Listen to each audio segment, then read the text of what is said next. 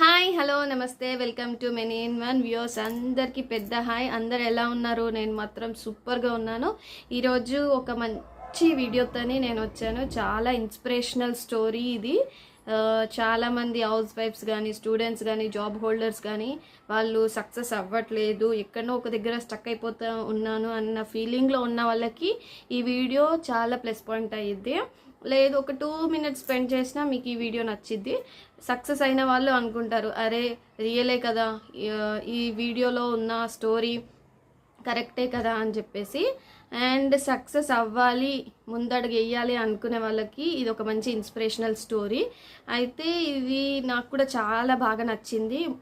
ప్రతి ఒక్కరికి లైఫ్లో ఒక దగ్గర స్టక్ అవ్వద్దు, ముందడుగు వేయాలి, కొత్త కొత్త నేర్చుకోవాలి అనుకున్న వాళ్ళకి ఈ చిన్న స్టోరీ బట్ చాలా బాగుంటుంది. మీకు ఈ వీడియోలో ఉన్న స్టోరీ నచ్చినట్లయితే లైక్ చేయండి, షేర్ చేయండి, సబ్స్క్రైబ్ చేసుకోండి. ఎందుకంటే చాలా చాలా మంచి వీడియోస్ ముందు రాబోతున్నాయి కాబట్టి అవన్నీ మిస్ కాకూడదు. కాబట్టి ఈ వీడియో చూడగానే మీరు లైక్ చేయండి.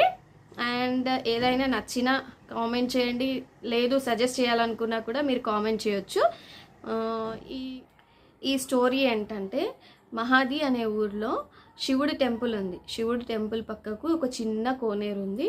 చుట్టుపక్కల చెట్లు, ఆకుపచ్చ చెట్లు, పూలు, రంగురంగుల పూలు చూడ్డానికి అద్భుతంగా అనిపిస్తుంటుంది. అక్కడ కూర్చొని ఒక 10 నిమిషాలు ధ్యానం చేసుకున్నా కూడా ఎంతో ప్రశాంతంగా అనిపిస్తూ ఉంటుంది. అంత బాగుంటుంది ఆ టెంపుల్. గుడి చిన్నదే, కాకపోతే అక్కడ అట్మాస్ఫియర్ చాలా బాగుంటుంది అన్నట్టు. అక్కడికి ప్రజలు రోజు వెళ్ళి ఏదో ఒక రకంగా పూజలు చేసుకుంటూ ఉండేవాళ్ళు. పూజలు చేసేవాళ్ళు, ప్రసాదాలు నైవేద్యాలు వాళ్ళకి నచ్చినవి పెడుతూ ఉండేవాళ్ళు. అయితే అలా ప్రతిరోజు పూజలు జరుగుతుండేవి, ప్రసాదాలు నైవేద్యాలు అన్నీ ఎన్నో రకాల ప్రజలు దేవుడికి సమర్పించుకుంటూ ఉండేవాళ్ళు. వాళ్ళకి నచ్చినవి పెరుగు, పాలు, చక్కెర, పండ్లు అలాంటి చిన్న అయినా సరే వాళ్ళకి మనసుకు తోచినవి పెట్టేవాళ్ళు. దేవుడు బోలా శంకరుడు ఏది కోరితే అది ఇస్తాడన్న నమ్మకంతో అక్కడ పూజలు చేసుకుంటూ ఉండేవాళ్ళు. అయితే దాని పక్కనే ఒక చిన్న కోనేరు ఉంది. ఆ కోనేరులో పువ్వులు, ఆకులు చూస్తుంటేనే ముద్దుగా అనిపిస్తుంటుంది. అంత బాగుంటుంది ఆ కోనేరు. కానీ ఆ కోనేరులో కొన్ని కప్పలు ఉన్నాయి అన్నట్టు, కప్పలు ఉన్నాయి. అందులో 2 కప్పలకి మాత్రం ఎప్పుడు ఈ గుడి పైన ధ్యాస అన్నట్టు. ఈ గుడి నుంచి ప్రసాదాలు అయ్యి నైవేద్యాలు అయ్యి మంచి స్మెల్ వస్తూ ఉంటుంది, ఒకసారి వెళ్ళాలి చూడాలి ఏమేమి ఉంటాయో అని చెప్పేసి అనుకుంటూ ఉండేవన్నట్టు ఆ కప్పలు. అయితే ఆ 2 కప్పలు ఒకరోజు వెళ్దామని డిసైడ్ అయినాయి. ఆ రోజు కేశవుడు ఒక చిన్న కుండలో ప్రసాదం తీసుకొచ్చి అక్కడ పెట్టేసి వెళ్ళిపోయాడు ఎప్పుడులాగానే. అయితే ఆ కప్పలు 2 ఆ కుండలో ఏమున్నాయి చూడాలి చూడాలి చూడాలి అన్న కాన్సెప్ట్తోని వెళ్ళి చూద్దామని చెప్పేసి వెళ్ళిపోయినాయి. వెళ్ళి ఆ కుండని ఇలా పట్టుకొని బెండ్ అయినాయి. చూద్దామని బెండ్ అయ్యేలోపే ఆ 2 కప్పలు అందులో పడిపోయినాయి. అందులో ఏముంది అంటే మీగడ, పాలపైన మీగడ, పెరుగు పైన మీగడ ఉంటుంది కదా, ఆ మీగడ అనేది ఆ కుండలో పెట్టి తీసుకొని వచ్చి కేశవుడు శివుడికి సమర్పించుకున్నాడు, నైవేద్యం లాగా సమర్పించుకున్నాడు. అందులో నుంచి మంచి సువాసన వచ్చేసరికి ఈ కప్పలు 2 టెంప్ట్ అయిపోయి చూద్దామని వంగేసరికి ఢమాల్మని పడిపోయాయి అన్నట్టు.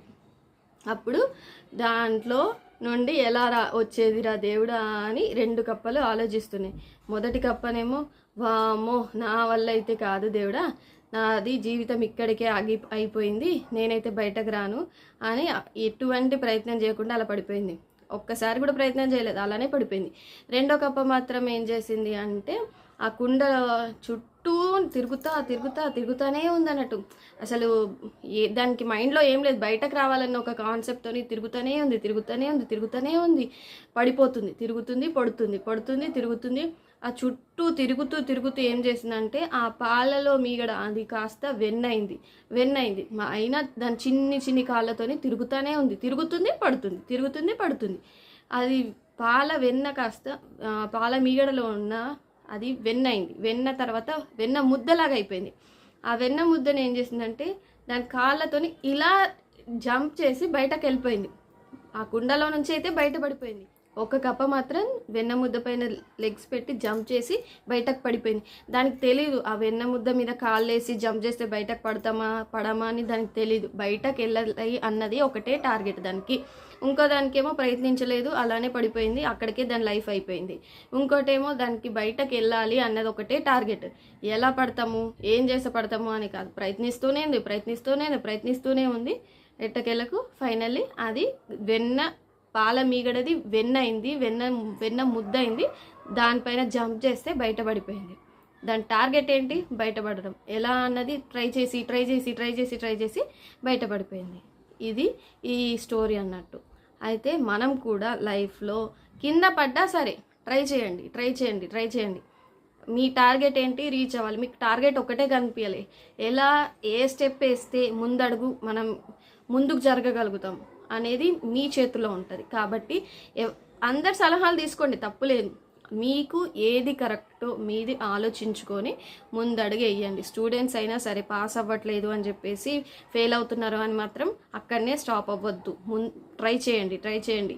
ఎక్కడ మిస్టేక్ చేస్తున్నారో అది ఆలోచించుకొని ఆ మిస్టేక్ని రెక్టిఫై చేసుకుంటూ మనం ముందడుగు వేయాలి. ఇది నాకు చాలా ఇన్స్పిరేషనల్గా అనిపించిన one of the best story నేను విన్నది. కాబట్టి నేను ఇది మీకు షేర్ చేస్తున్నాను. మీకు కనుక ఈ వీడియో నచ్చినట్టయితే లైక్, షేర్ అండ్ సబ్స్క్రైబ్ చేయండి. మరిన్ని మంచి వీడియోస్ కోసం నేను ఎప్పటికప్పుడు వీడియోస్ పెడుతూనే ఉంటాను. Thanks for watching. Please subscribe my channel for more updates. Thank you so much.